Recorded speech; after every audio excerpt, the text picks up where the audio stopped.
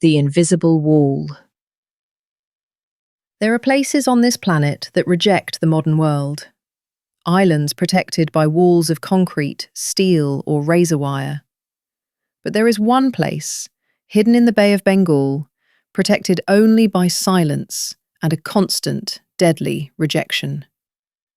This is North Sentinel Island, a 28-square-mile lush jungle paradise surrounded by coral reefs. And it is the most forbidden place on Earth. For more than 60,000 years, the inhabitants, the Sentinelese, have lived in complete, defiant isolation. They are a relic of our past, a living fossil. Yet they possess a fierce, immediate defense: arrows. Any intrusion is met with lethal force. Any boat that drifts too close is attacked. The moment you step on their sand, you are not a visitor. You are an intruder. A history of fear. The story of the island is not about who discovered it, but who failed to conquer it. In 1771, a British East India Company surveyor noted a multitude of lights across the water, a sign of a large, active population. They left it alone. Generations later, in the late 19th century, a British naval officer named Maurice Portman made the most catastrophic mistake. Portman landed with an armed group. They found trails, villages, and eventually captured 6 Sentinelese individuals, an elderly couple and 4 children. He took them to Port Blair, the capital of the Andaman Islands, intending to study and civilize them. But the moment they left their environment, the elderly couple immediately fell ill and died. The children were quickly returned, carrying a message more potent than any arrow. Contact means death. This single, horrific event established the core of the Sentinelese policy: avoidance at any cost. The modern perimeter. Decades passed. The world globalized. The island remained untouched.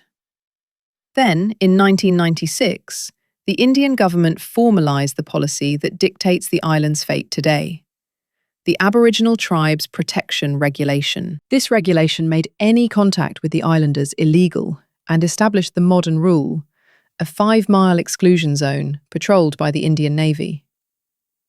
This was not a wall to keep the islanders in, but to keep the rest of the world out. And yet, this invisible wall is sometimes breached. On a cold day in 2006, 2 fishermen, Sundar Raj and Pandit Tiwari, anchored near the forbidden zone to poach crabs. They fell asleep. Their anchor failed. Their boat drifted ashore. When the sun rose, the tribe found them. Their immediate, brutal response was not a warning. It was an execution. This tragic, bloody event, the swift deaths of the fishermen, was the world's most recent and visceral reminder of the stakes. The island was sealed. The cost of curiosity was now confirmed to be life itself. But that was before one man, driven by faith, decided that the fate of 2 poachers did not apply to him. The failed gift-giving missions, the Portman expedition and the fishermen deaths represent the extremes of non-contact: aggressive kidnapping and aggressive defense. But between these eras, there was a period of sustained, if tense, attempts at benevolent contact: the gift-giving missions, led by Indian anthropologists like Triloknath Pandit. This effort began in the 1970s and lasted until the 1990s. The goal was to establish peaceful relations from a distance, respecting the islanders' space, while attempting to bridge the gap with tokens of goodwill. The methodology was cautious. Small teams would approach the beach in government boats, drop coconuts, bananas, and sometimes iron scrap into the surf, and immediately retreat. The language of coconuts. The first major success came in 1991. After decades of failures, near attacks, and outright hostility, The Sentinelese lowered their bows. Tien Pandit and his team approached, maintaining a significant distance. The team watched, breathless, as a group of Sentinelese men waded into the water, not to attack, but to collect the gifts. This moment was a historical anomaly. The tribesmen, often nude or wearing bark bands, collected the offerings. They showed a particular curiosity for the iron, which they could hammer into arrowheads and tools. They signaled a brief, almost clinical acceptance. But the peace was fragile. The very next day they might be met with volleys of arrows, or the tribesmen might turn their backs in utter dismissal. Their mood was volatile, their message inconsistent, suggesting deep, internal debates about the wisdom of even momentary interaction. The day the axe fell. One particularly chilling event occurred during a mission in 1991. The team had successfully delivered a large cache of coconuts. An adult male walked to the shore, clutching an axe that had been gifted on a previous trip. Without warning, he turned to the dugout canoe carrying two smaller children and began hacking violently at the vessel. It was a terrifying display of controlled violence, a message delivered not to the team, but for the team. The gesture was clear: we can destroy. It was a demonstration of force and autonomy, a declaration that their acceptance of gifts was not a surrender of their sovereignty. Pandit's missions taught the world three things. First, the Sentinelese are brilliant survivors, utilizing found materials to enhance their Stone Age technology. Second, they are capable of complex, calculated, non-verbal communication. Third, there was no predictable path to peaceful contact. The contact program was ultimately shut down in 1996, confirming that the cost of intrusion, even peaceful intrusion, was too high. The policy officially shifted from contact to active protection. The 2004 tsunami test. The greatest test of their isolation came not from man, but from nature. On December 26, 2004, the Indian Ocean was ravaged by one of the largest tsunamis in recorded history. The massive waves swept across the Andaman archipelago. The world held its breath, presuming the low-lying coastal camps of North Sentinel Island had been obliterated. The Indian Navy launched a critical reconnaissance flight days later. The helicopter approached the island, circling tentatively over the shattered coastline.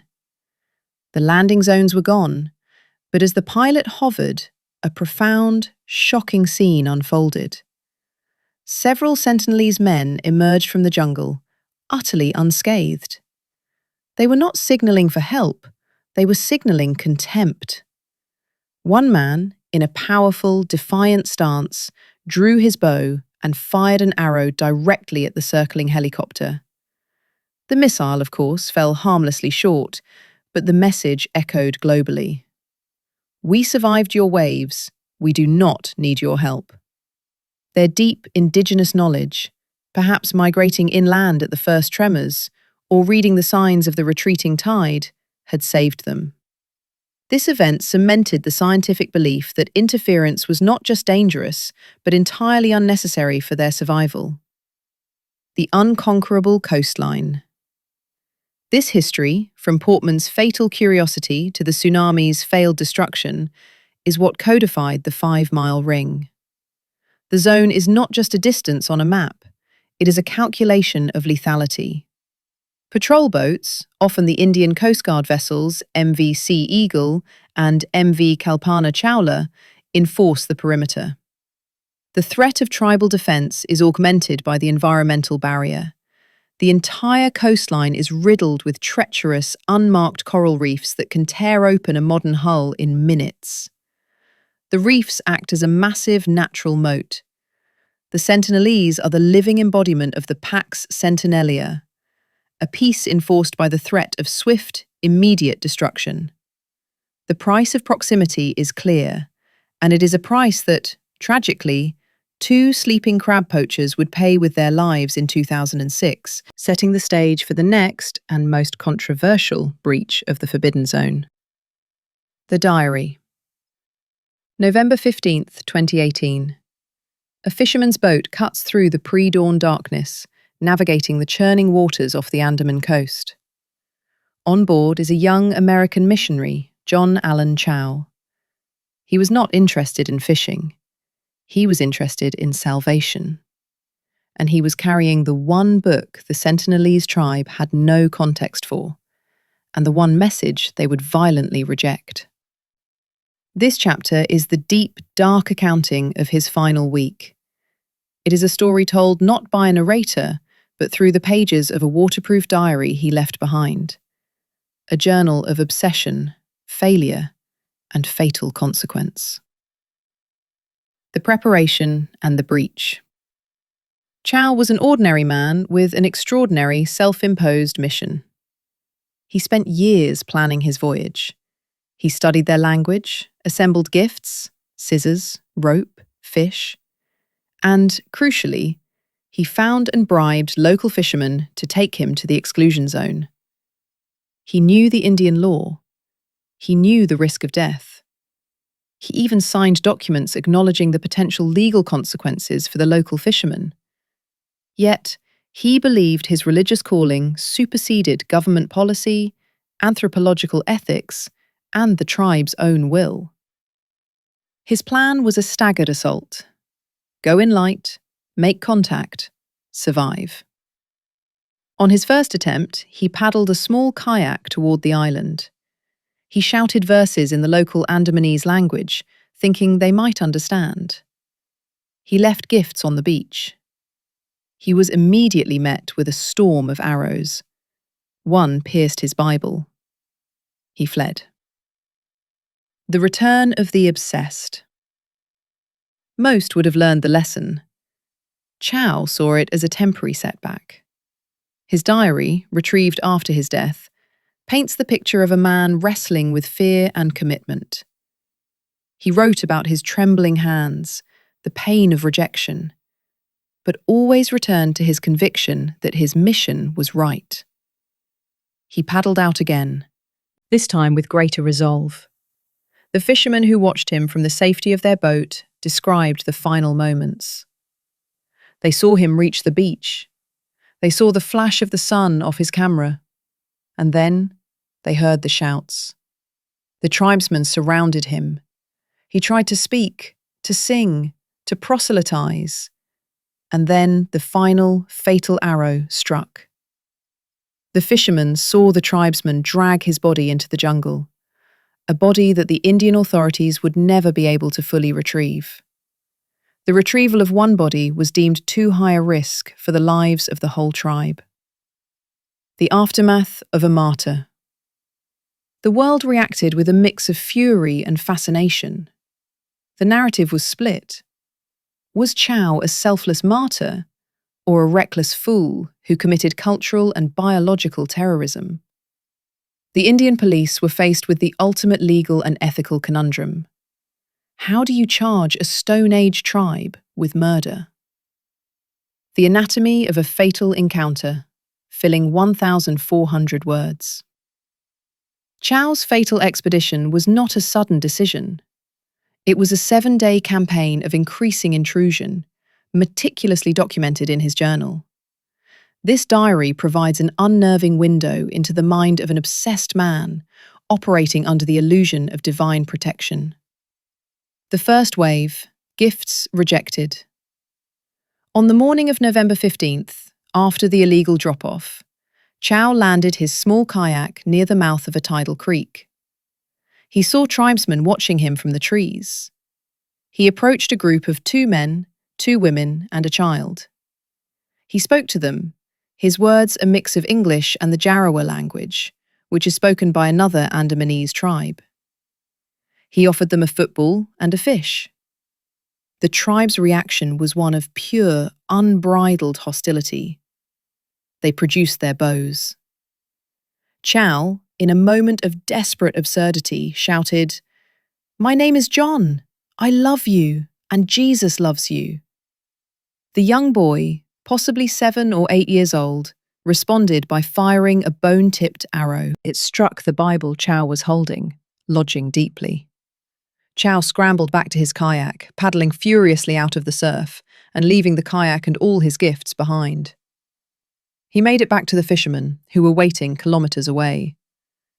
In his diary, he wrote, "I regret I began to be scared. I paddled like I was going to die." But he immediately framed his failure as a test. "I think I can hold on a bit longer. Lord, is this whole island Satan's last stronghold, where none have heard or even had the chance to hear your name?" The second wave, the final night. For the next 2 days, Chau rested and prayed on the fisherman's boat. He organized his survival gear, wrote his last letters, and composed a final, agonizing journal entry on the night of November 16th. In this entry, he reveals the full depth of his internal conflict.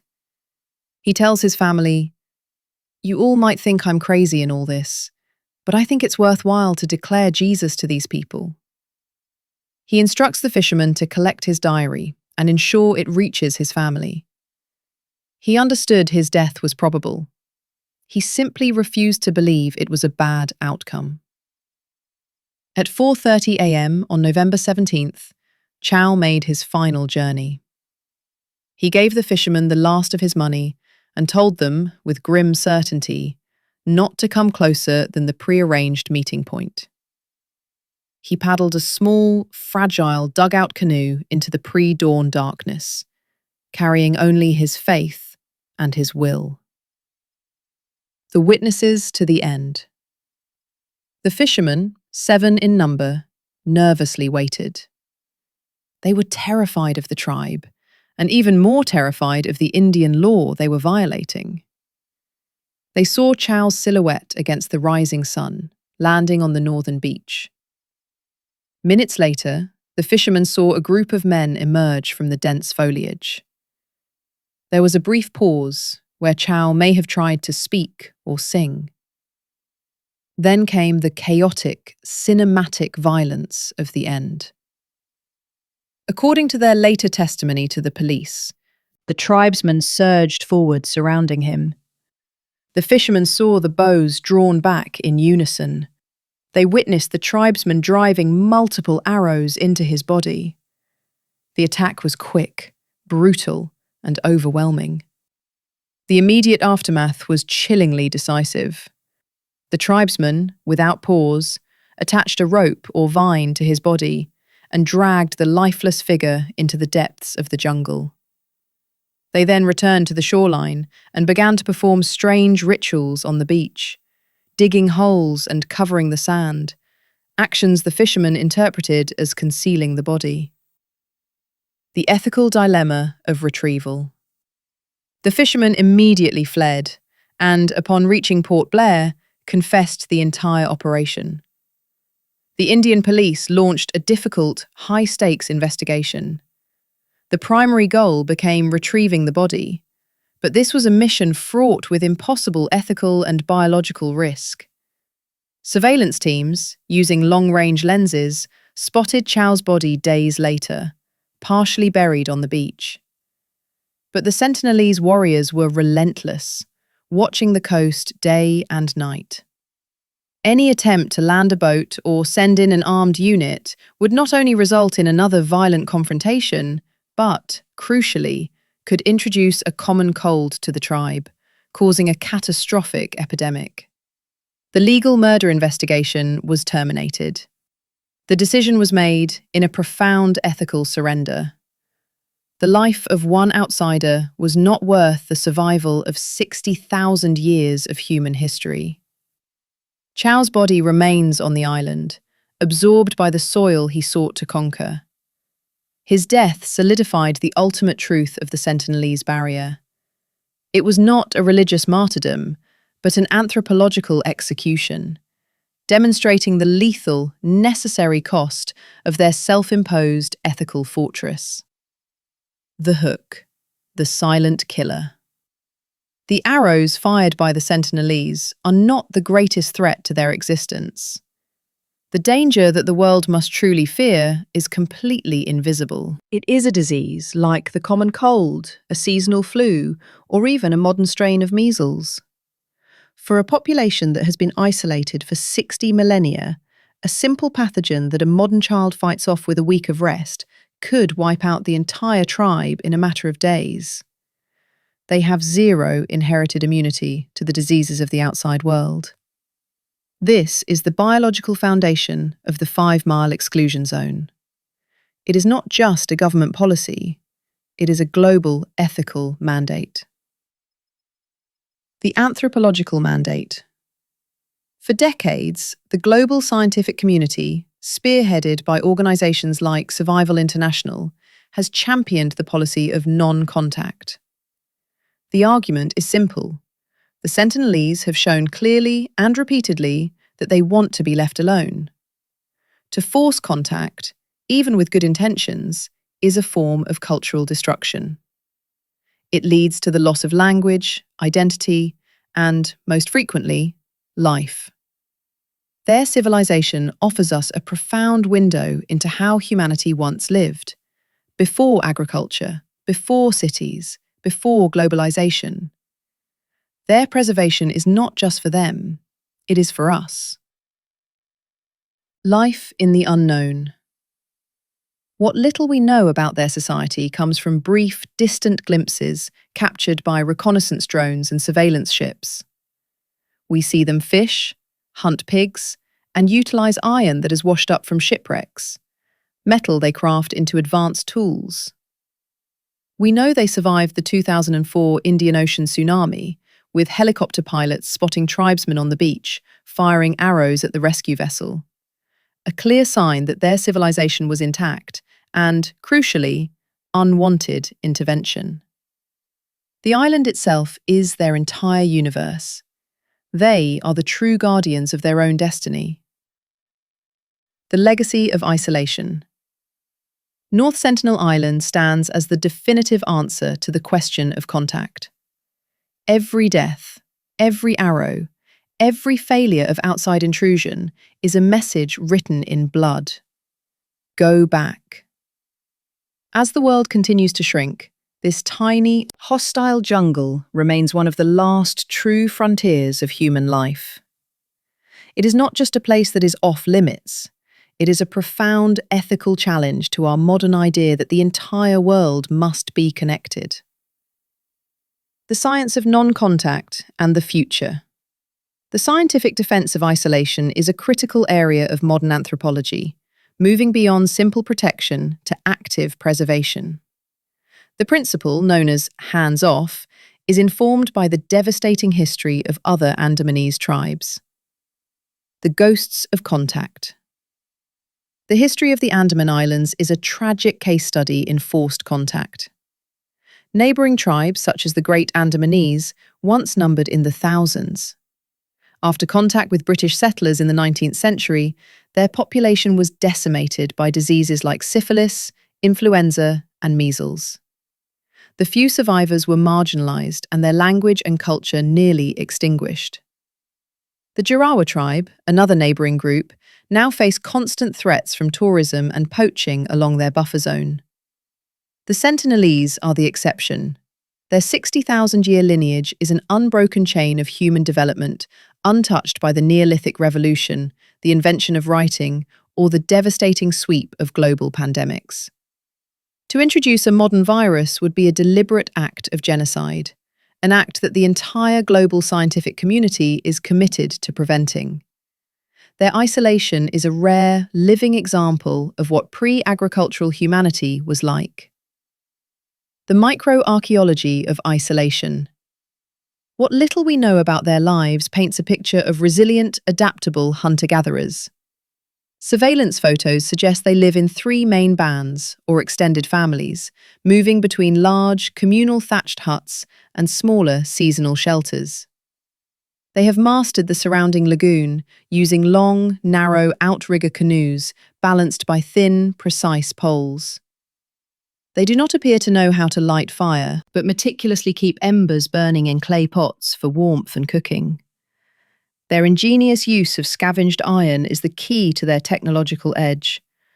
Wreckage from the MV Primrose, a ship grounded off the coast in 1981, provided a massive infusion of raw metal. The islanders used tidal changes to access the wreck, scavenging sheets of steel and turning them into razor-sharp tools using Stone Age techniques. They are a civilization that, by choice, is living in the Stone Age, while utilizing the metallic remnants of the 21st century. The legal and ethical contradiction. The Indian legal framework is now an ethical paradox. The police still hold an open case of murder in the John Chau incident. However, to prosecute the tribesmen would require them to be taken from the island, which is an explicit violation of the very protection laws designed to save them. The government must legally acknowledge the murder, while simultaneously ensuring the murderers remain untouchable for the sake of their survival. This legal non-action is the highest form of protection. It sends an unmistakable message to every missionary, poacher, and adventure tourist. The Sentinelese people are above the law of the land because their collective right to existence is paramount. No individual conviction can outweigh the preservation of the entire tribe. The unknowable future. As climate change accelerates, the future of the island is precarious. Rising sea levels and increased storm intensity threaten their coastal camps and their supply of fresh water. These environmental threats may eventually force a choice on the global community: intervention or continued non-contact. For now, the anthropological consensus is firm. Any action, even aid, would be catastrophic. The only ethical mandate is continued, rigorous non-contact. The world must simply patrol the 5-mile exclusion zone and pray that the islanders' 60,000 years of adaptation continues to see them through. The island remains the planet's final, untamed wilderness, a challenge to the modern belief that everything must be known, mapped, and connected. Pacing break and final summary. The Sentinelese have won. They have survived empires, tsunamis, missionaries, and the overwhelming tide of modernity, doing so by maintaining a hostile, deadly silence. Their legacy is the preservation of a culture that has existed since humans first left Africa. Final summary. The true legacy of North Sentinel Island isn't the arrows they fire, but the questions they force us to confront. Is the price of isolation worth the preservation of a way of life? Tell us what you would do, contact or protection, in the comments below. And if you want more deep dive investigations into the world's most mysterious places, hit that subscribe button and ring the bell to join our journey into the unknown.